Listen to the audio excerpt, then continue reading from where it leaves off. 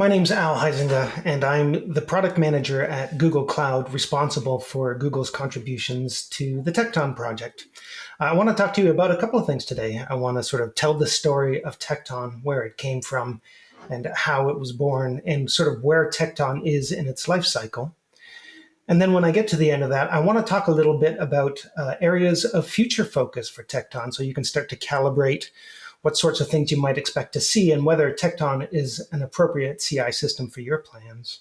So let's start by talking about the Tekton story so far. And I wanted to start by going way back in history to 2018. And this is a very early comment from not the first, but one of the earliest commits to the Tekton Pipelines project, which is the first and still core Tekton project. It's a commit by Christy Wilson. And a couple of things are really interesting to me. She checked in this diagram, which she threw together, and it still kind of holds up. It lays out the core object model of Tekton, the pipeline and the task, the pipeline run and the task run, and the parameterization. And it's really interesting if you use Tekton now to see that the skeleton was there, that the core still holds up, and this still is a very accurate sort of representation of simply what Tekton is and what it does. There's a great spelling mistake in here for posterity, which I think is really amazing. And she's basically saying, I've been working on the strawman proposal for adding a pipeline custom resource definition. So this is all around how we are going to make pipelines and tasks run in a Kubernetes containerized environment. And there's some really smart people mentioned in this early comment. We have Dan Lorenc, who has since gone on to start a really cool company called ChainGuard. And of course, we have Christy Wilson, who still works on Tekton at Google. And actually, Christy just happened to publish a book called Grokking Continuous Delivery. So check that out. That was 4 years ago. The Linux Foundation kind of outlines what the life cycle of an open source project is. So that was like the very early proposal stage. And that's when you're sort of identifying a need out in the market and you're sort of gathering your forces, analyzing it, and figuring out what you want to do. And then there's the incubation stage. And I think that's largely where Tekton has been. I mean, these stages bleed into each other a little bit. It's not exact, but that's roughly where Tekton has been since. And this is where you start to accumulate resources, build your community of contributors. This is a really critical stage in the project because it's kind of when the vision is cemented and people start to contribute more and more. And there's a lot of projects that just kind of lose their way in this phase. And the next one is the maturity phase. So this is when you start to see a pace of release pick up. And you actually start to see some very early adoption in production environments using the software from an early adopter cohort that has bought into the vision. And then you move into the core stage. And this is where things start to go big. You start to reach a much broader audience. The vision is sort of bought into more widely. And that's really challenging too, because the team has to maintain its focus despite all these sort of requirements and demands from this big audience of people doing very serious implementations. So as I said, Tekton has been in the incubation phase up until now. So just recently, back in October, Tekton graduated from the incubation phase to the maturity phase. And these are phases that are actually tracked by the Continuous Delivery Foundation, which is the foundation that sponsors Tekton. And this is just a quote from Andrea Fertoli, a colleague of ours who works at IBM. And he says, we've managed to mature while still maintaining sort of our core vision. And this is really important. I think one of the reasons that Tekton continues to thrive is because there's a clarity of vision to what Tekton does, and it's managed to maintain that clarity of vision as the project has accelerated. It's really focused on flexibility and standardization and decomposability. And that stands up today as well. Concurrent with that graduation to a new phase, Tekton managed to release version 1 of its core project, which is the Pipelines project. And so what does that mean? That just means that it's gotten to the point where all of the maintainers and contributors to Tekton are comfortable enough that it has sort of the core feature set, and that core feature set is stable, that they can move into the next phase. Which is sort of a long-term support phase. So we're adjusting the cadence of releases to 4 a year we're committed to not making any additional backwards incompatible changes, so you can rely on anything that you build on Tekton sort of being durable for the long term.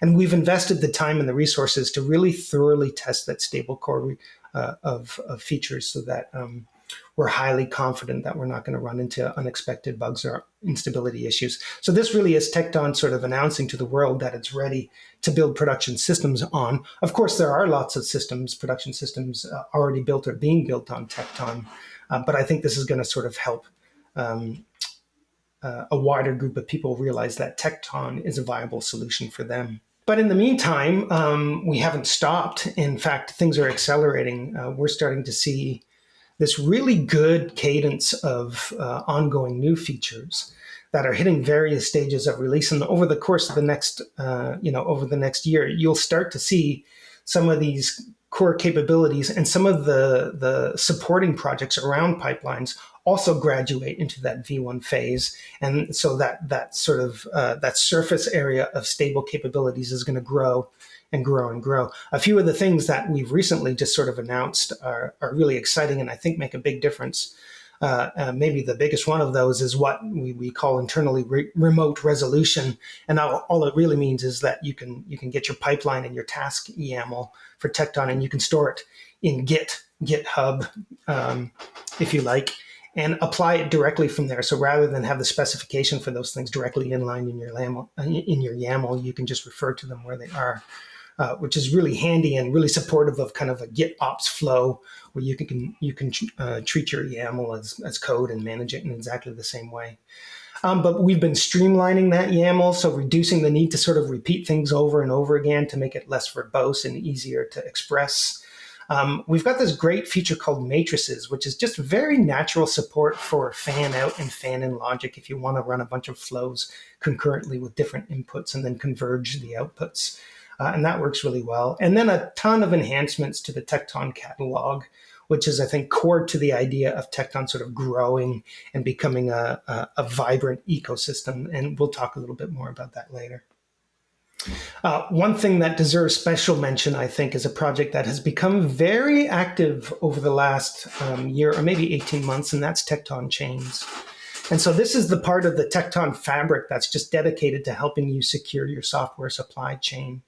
And the design goal for Tekton Chains is to make sure that even though we call it Tekton Chains and it's a separate project from Tekton Pipelines, the idea is that Tekton Chains just kind of exists and it's turned on by default. So if you are attempting to achieve a certain level of supply chain security in your environment, using Tekton will get you in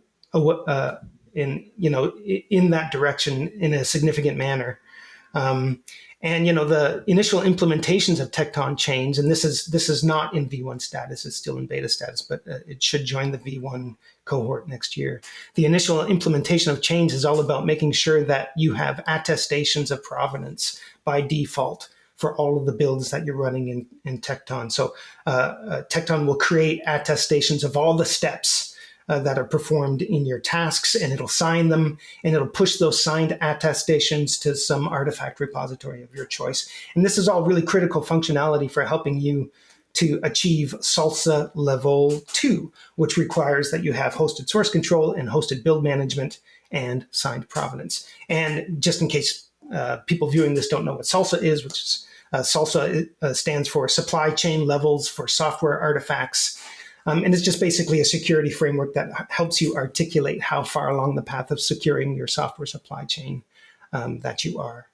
And on the strength of this, we've started to see Tekton become sort of the foundational continuous delivery platform in this growing ecosystem of open source tool sets, all having to do with securing software supply chain. So for example, there is a really cool new project called Fresca, which is all about demonstrating a reference implementation of tool sets and frameworks and components that can come together and help you produce software securely. And Tekton Chains are a core part of that. So that's been really exciting for us.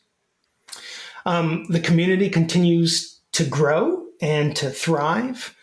So originally we had that one project and one repo called Pipelines. Now there are 16 repos with different sort of supporting projects I've mentioned chains, but there's also a project for the catalog. There's a project for the Tekton dashboard, for triggers, which is sort of the mechanism that allow you to trigger pipelines from things that happen in Git. So there's a lot for people, for maintainers and contributors to work on in the Tekton universe, and it's been really great to see. If you're looking at this graph, it sort of commits over time, going back to the very first Tekton commit. You'll see that we had kind of pandemic low or a dip in commits, and we're seeing that in some of the other open source projects that we're sort of involved with and in tune with.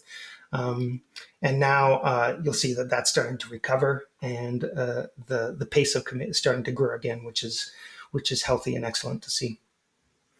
And this is really important. We've started to sort of establish a beachhead of production implementations. And in the last 6 months since I've become the product manager at Google responsible for Tekton, I spent a lot of time reaching out to people, to the maintainers and contributors, but going beyond that to people who aren't necessarily active in the community on a day-to-day or week-to-week basis, but are using Tekton to build out their continuous delivery systems for their companies. And we're starting to call these people sort of Tekton practitioners.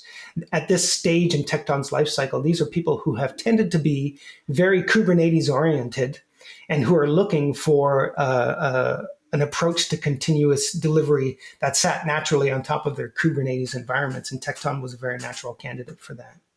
And the things that they're saying are really interesting when you talk to them.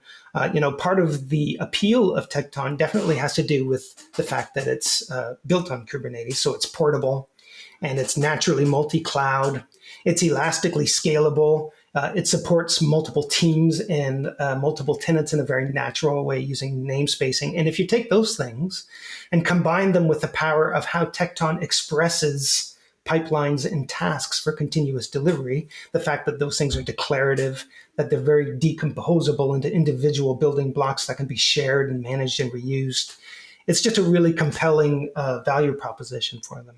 And Tekton is a framework, right? So it's sort of an underlying foundation on which they can build things, but they've been very happy to do so and because they want to realize the benefits that Tekton provides for them.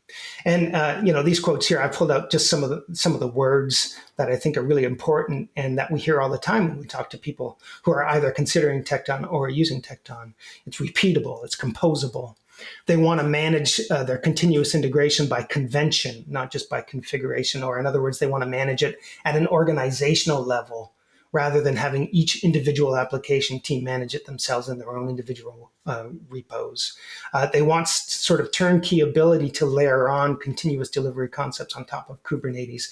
And they're looking long term. They really want to build on something that's going to solve needs going out 5 or even 10 years. So they're looking for sort of a next generation technology that they perceive is at a stage in its life cycle where they can make a long bet. So that's Tekton so far.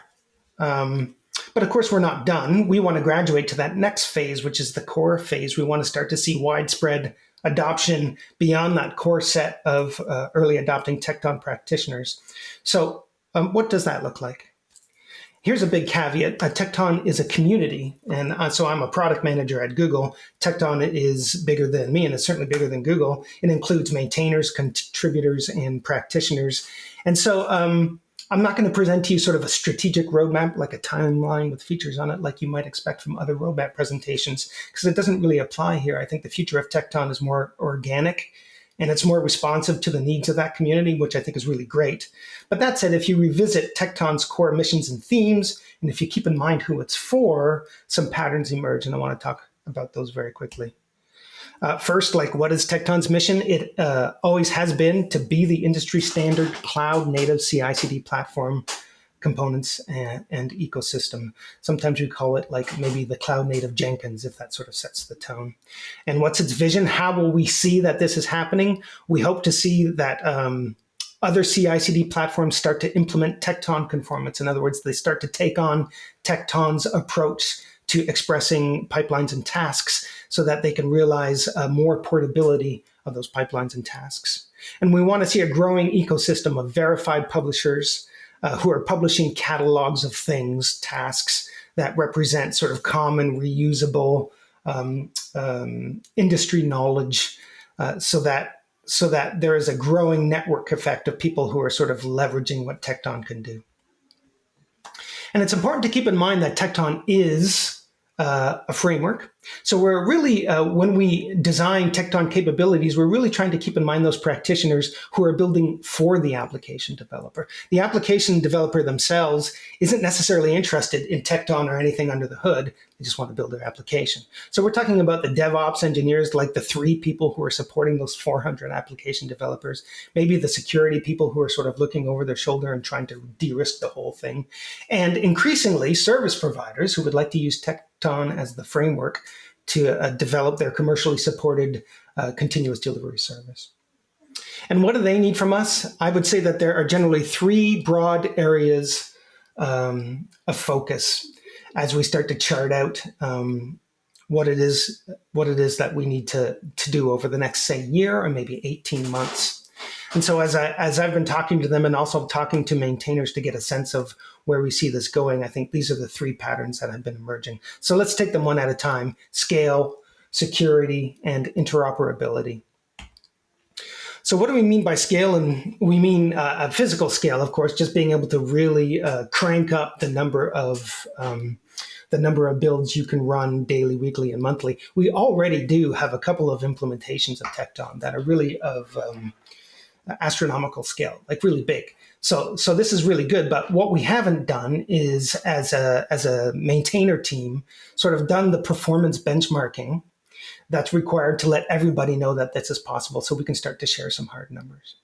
And that will allow us to do some more documentation of scalability limits. So right now, our documentation doesn't have that sort of practical knowledge that tells you what to watch out for and where the bottlenecks might be. In terms of scale, we're also talking not just about sort of physical scalability, but the ability to manage at scale and the ability of Tekton to scale across the market. So we'd like to start to see more and more third-party catalogs from different vendors and from different parties of tasks that they would like to share back to the industry. And then another big part of scaling for us is just understanding and being able to articulate and quantify scaling. So there's a whole area of focus in Tekton that I think is still largely untapped around observability and being able to instrument your tasks in your pipeline so you know where they're running and how fast they're running or how slow they're running or where your bottlenecks might be, so you can address scalability challenges as they occur. So that's the backlog. There's a couple of things we're doing now in progress.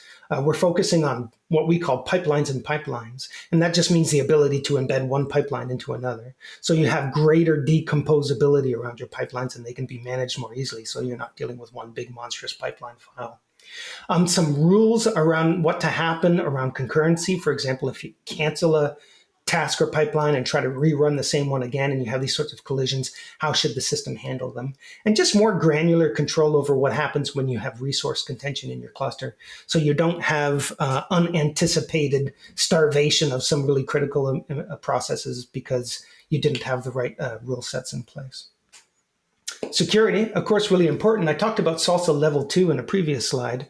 What we're eyeballing now is providing the capabilities to help Tekton implementers achieve SLSA Level 3. So SLSA Level 3 is all about moving beyond sort of having provenance to having non-falsifiable provenance. So what does that mean? That means that you need to be able to ensure that your build system users don't have the ability to sabotage your runs. And so for us, what we're looking at now, various parties are looking at it, is the integration of SPIF and Spire. And SPIF is really just this sort of emerging standard for articulating and managing workload identity. So what is this workload? Is it what I thought it should be? Spire is an implementation of SPIF, so it's really interesting. And we're also looking at SBOM generation. So SBOM is a software bill of materials. Everybody's talking about them now because they're really critical to making sure that you know what's in a container, right? So that you have a sort of auditable articulation of everything that's in the container images, both that you're using as your base container images to execute your build steps, and the images that you're outputting as part of your build. And so we're looking at emerging tool sets and technologies for doing this. For example, like SIFT, which is a really cool tool set that was created by Anchor. And then we're also looking at the ability to do scanning of catalog tasks. So catalog share tasks, and we like to make sure that We like to make sure that those tasks are trustworthy and usable in production environments. A couple of things we have in progress here are we're focusing on making sure that all of the tasks that are in the Tekton catalog are signed and verifiable so that they can be trusted and implemented in production environments. And we're looking at sort of a policy layer in Tekton that sort of allows you to articulate what to do when particular attestations are or not in place.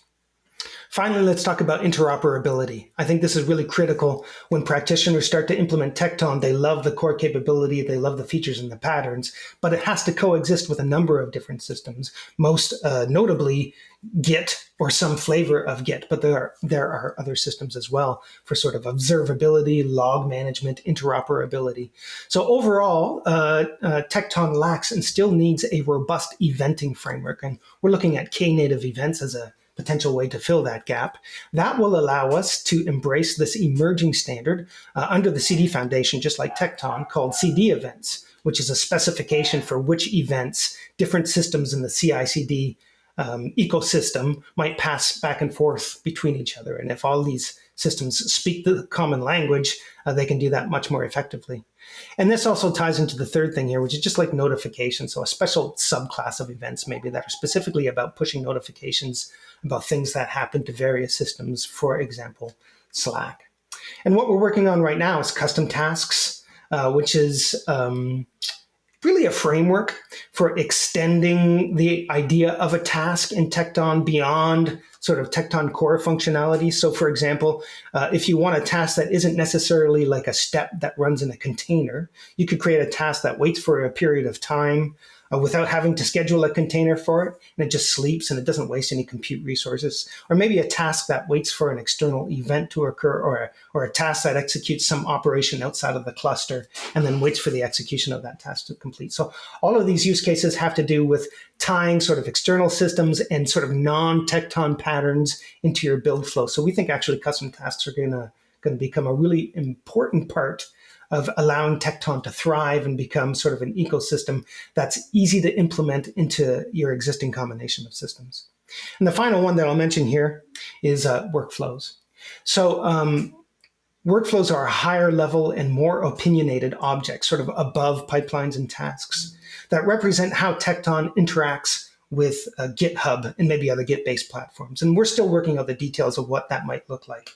But the idea is that if you're a Tekton practitioner, you're building stuff from scratch, but you shouldn't have to build the most common and obvious things, like making sure Tekton can respond to stuff that's happening in GitHub, like a code commit, or perhaps sending tasks and pipeline status events back to GitHub via the GitHub Checks API, so developers in GitHub can get some sense of what's going on. So workflows are basically kind of like higher level opinionated wrapper objects that will allow us to do some of those things for you, so that the onboarding experience for new Tekton practitioners is a little smoother and it's not as much of a mountain to climb. So that is just a smattering of the things that we're looking at over the course of the next 18 months or so. And it's really exciting. There's tons of things to work on at Tekton. And the velocity and the collaboration that's happening in the community right now is really vibrant and exciting. If you're interested in participating in either being a maintainer or contributing in any other way, including writing documentation, which is always badly needed, that would be exciting. Go to tekton.dev. And of course, if you are in a situation where you're considering what the next generation technology for your continuous integration and continuous delivery needs are, you should go check Tekton out. That's it for me, and thank you very much.